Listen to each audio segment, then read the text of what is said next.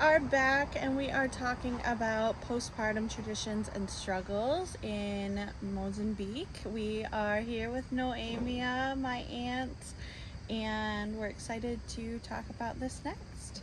So, last time we talked about, how pregnancy and birth looked in Mozambique when you were giving birth to your children.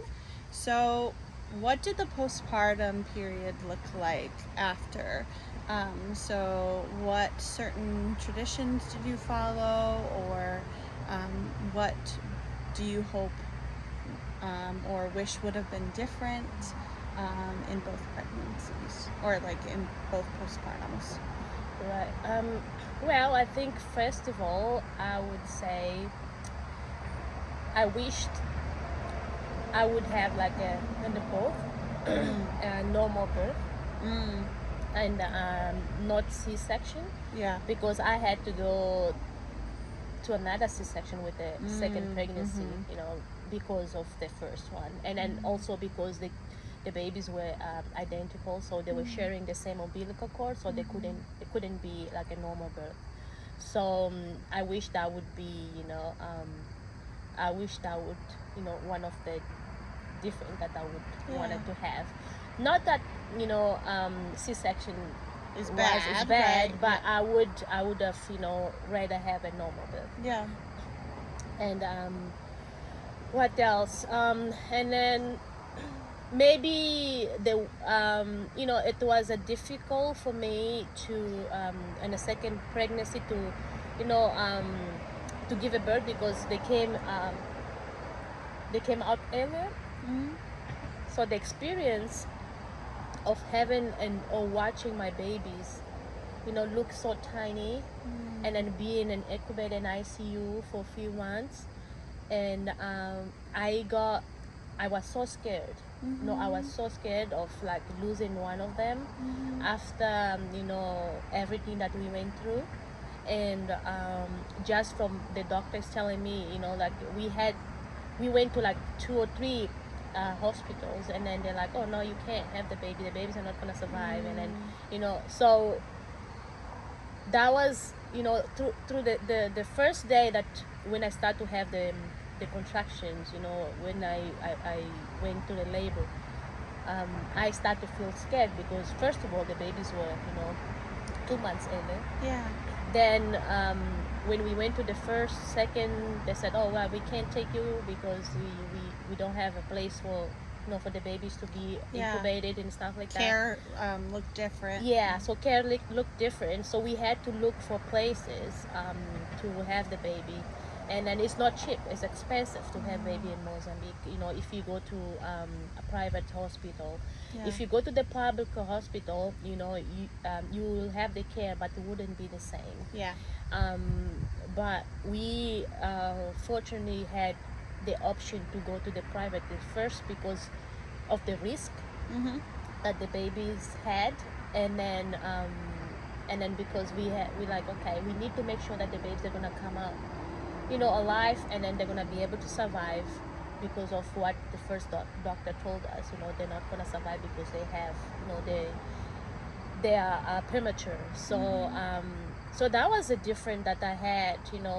The whole pregnancy, everything I would say was fine, because like as I said, the first one I didn't expect it, but I had a lot of help of my husband. Even though he's a man, he was there for me, and then he was helping me to go through everything.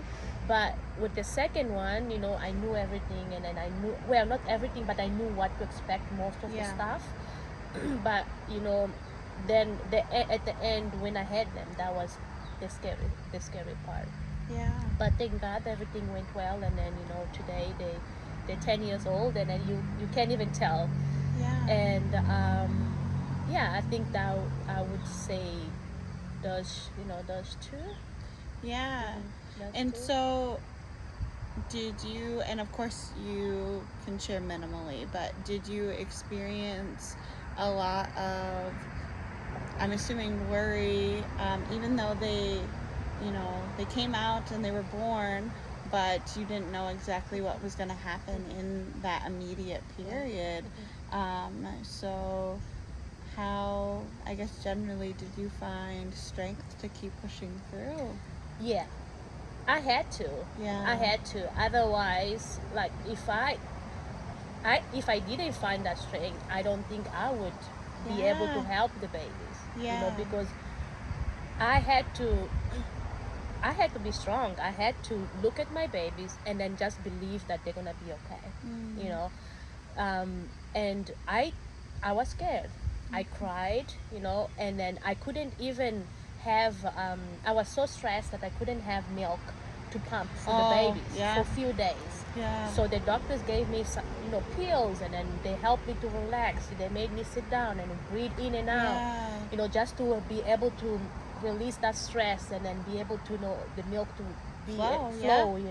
So they gave me the pump for a few days. I couldn't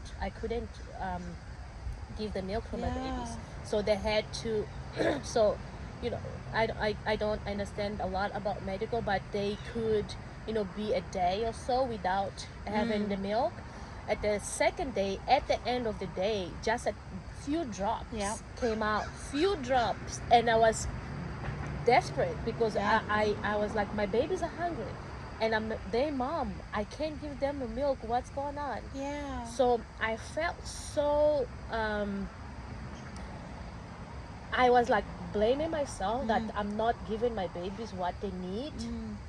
But at the same time, I'm like, I'm I'm stressed, and I'm going through all this. It was a shock for me, Yeah. hearing that the babies are not going to survive, and then going through all this pregnancy, through the the birth, and then Yeah. watching my baby all intubated with tubes everywhere, and I was like scared, and then I had to find a strength to be able to help them. So I had to try to relax as much as I can to give them milk. Yeah. So when I had few drops at the end of the day, So excited. I was so released. Even Yeah. though they couldn't even feel one of the syringe, the nurse was like, she was like, "You did great. You did great. This is enough for them for today, and then tomorrow we try again." So I had so much support from the nurses as well, because they saw, how I was struggling to just, like, I would stand and look at my babies and then just feel like, why can't I give a milk? Helpless. Like, feel helpless, like I didn't know what to do, Yeah. And I wanted to breastfeed my kids. I want them to have my milk because I'm their mom, right? So we had those drops. I felt more relieved. The next day I went there, and then a little bit more, and then just keeps coming, and then I think in a week I had, Then like, you're flowing. I'm like flowing, and then the lady's like, "You're gonna have to give the milk to some people, some moms." And I'm like, "Yeah, go for it." Yeah. So it was, I had to find the strength, because you have to, as a mother, to be able to, help the babies, and then because it's not just your emotion, and it's they, also emotion. They just came out from you, Yeah. and then they don't know what's going on. Yeah. They just there to, like, just waiting for, every help that they can. So if you don't find that strength, you're not gonna be able to do much. You're not gonna be able to get up and then help them. So so I had to. And I think it's important to recognize that several things can exist at one time. Yeah. So you can be finding strength and holding out hope, and also be cry and upset and frustrated about the things you can or can't do. Yeah. And it's like, why can I not give, the milk? Because on my first pregnancy, it was like, you're like, no normal. problem. No problem. Like like my son, he's just like right there. like right there, and then it just came out. And Yeah. I'm like, why can I give, like, what's going on? What's going on with my body? Why can I give a milk to my babies? So it's, it's all the emotion comes down to you, that you just, you feel hopeless, and you don't know what to do. You just like, okay, I actually I don't know what to do. Yeah. And you just pray and say, you know what, I want to, and then I'm going to. Then things happen. Yeah. Yeah. And being able to have levels of support systems in place too. Yeah. So, like, even if that doesn't look like biological family all the time, Yeah. or having a lot of friends and other people around in order to support during those specific times, relying on your husband, relying on God, relying on the staff, Yeah, you know. yeah. I think that's important because like if you don't have, like the first thing you need when you get to the hospital is that the support of the nurses, the support of the doctors, to ensure you that everything is gonna be okay. Yeah. Because by the time you get to that door, you are in their hands, and then you give your trust, all your Yeah. trust to them. So if you can find the support from them, that helps a lot, because you don't get that everywhere. Yeah. You don't get that in every hospital. Even at the private hospital, you can Yeah. get that.